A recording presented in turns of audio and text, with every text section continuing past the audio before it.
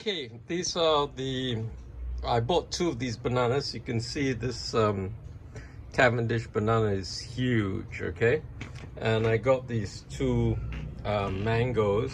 They are faithfully fragrant, but I think if I leave them for 2 or 3 days, they'd be really fragrant.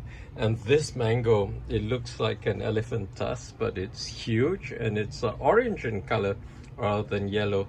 So I'm quite impressed by it. It's the first time I'm trying this variety. So it smells quite nice, so I hope I won't be disappointed. They were both 5 ringgit a kilo at the Pasar Malam today.